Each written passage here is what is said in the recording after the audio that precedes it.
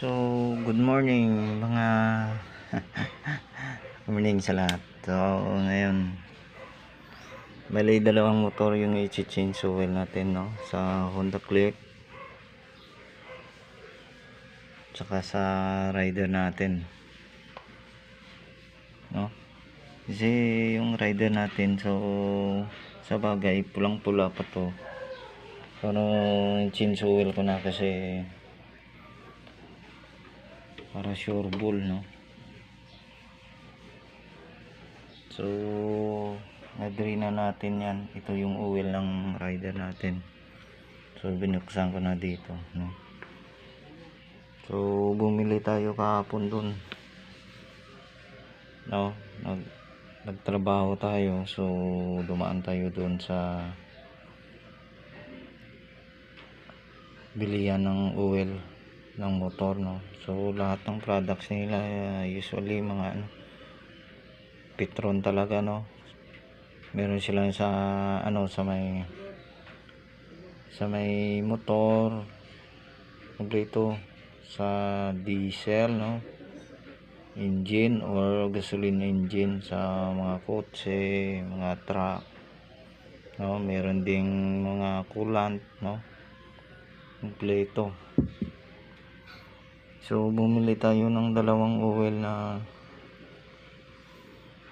gamit natin, is fully synthetic, no. So ito yung isa, yung bago, yung merong TST, no. So hindi ko mabasa masyado kung anong nakasulat, no. Sobrang liit. So thermal control system to, ibig sabihin ng TST. So pati yung sa natin sa Honda Click, no, bumili na rin tayo. 800 ml yung nilalagay natin dyan na oil. So sa rider natin madali lang mag change oil, no. Bubuksan mo lang dun sa baba tsaka i-drain, no. Wala nang gear oil. Tulad dito sa Honda Click, merong gear oil ka na isasabay sa mag change oil. So yung price, no, nasa walang 700 lahat to, no. Ito walang 700 yung nabili ko lahat dito. So quality na, fully synthetic pa, oh. Tapos may gear oil ka na. So sa halagang higit 600 lang. Kasi na-notice ko sa ibang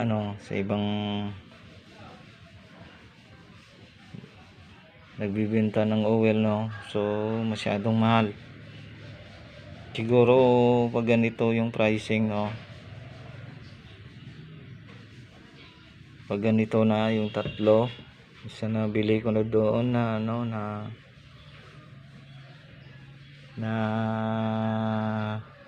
sabi ko nga wala pang 700 yung lahat nito. Fully synthetic pa yan, ha. Tsaka may gear oil na.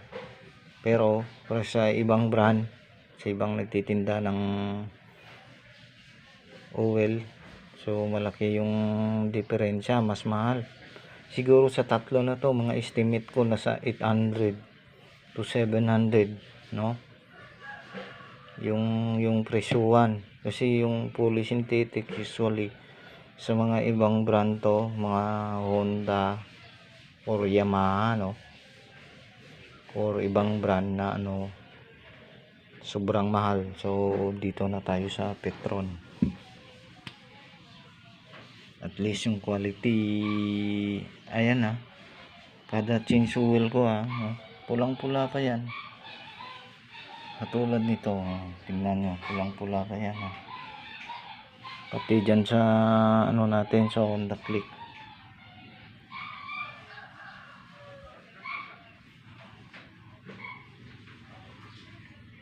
siyempre i-explain natin ba't fully synthetic yung ginagamit natin, no. Number one is sa quality, no. Sabihin na natin na medyo mas mahal sa ordinary, kasi yung fully synthetic matagal umitim yung oil, tsaka yung takbo ng motor mo smooth na smooth, tsaka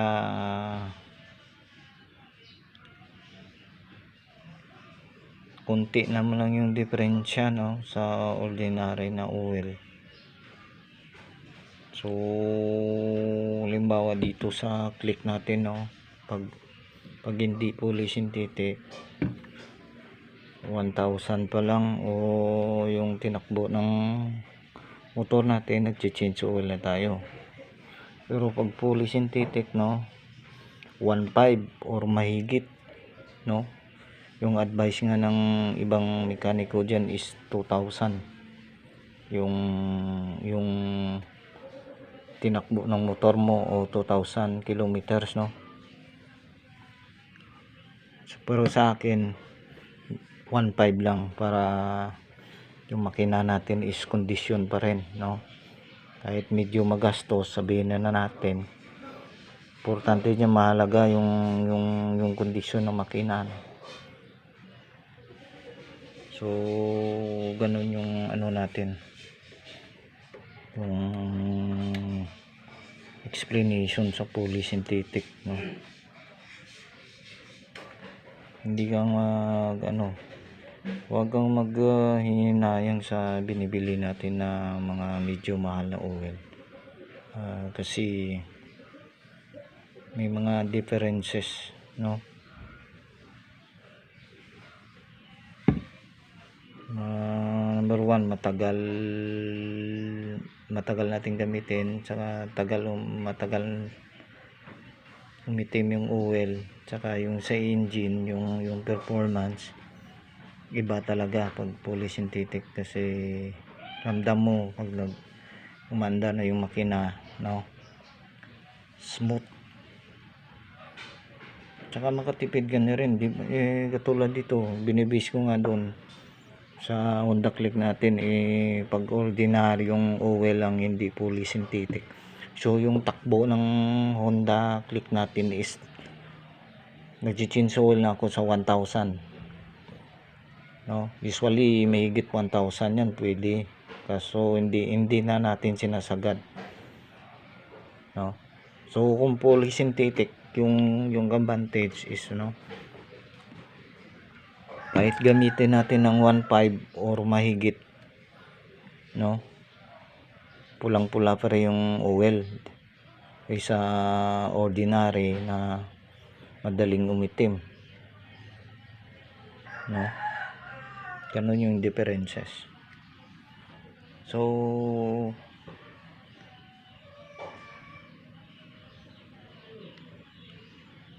ito na palagi yung ginagamit ko, no, sa mga oil natin,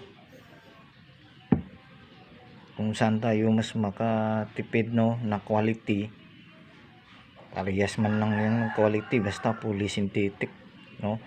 With differences doon sa pricing kasi, no, hindi natin maano yan, kasi sa ibang brand medyo mahal, aminin na natin, no. So wala namang branding na halos magkaparehas yung pricing, so may mga differences talaga sa sa pricing, o tawag natin ng pagbili o price ng oil. So sana meron kayong natutunan sa ating ngayon, ating video, no, kung bakit fully synthetic yung ginagamit natin. So magpapasalamat lang tayo sa mga nanonood palagi at sumasubaybay sa ating mga upload video, no. Yung content natin kasi nagbibideo tayo, at least i-share natin yung mga based on experience din natin, no, para makatulong tayo sa mga nanonood, no.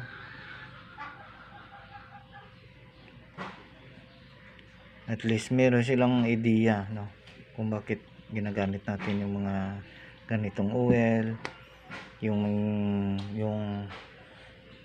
nagbi-base tayo sa kilometers, halimbawa sa Honda Click, no. So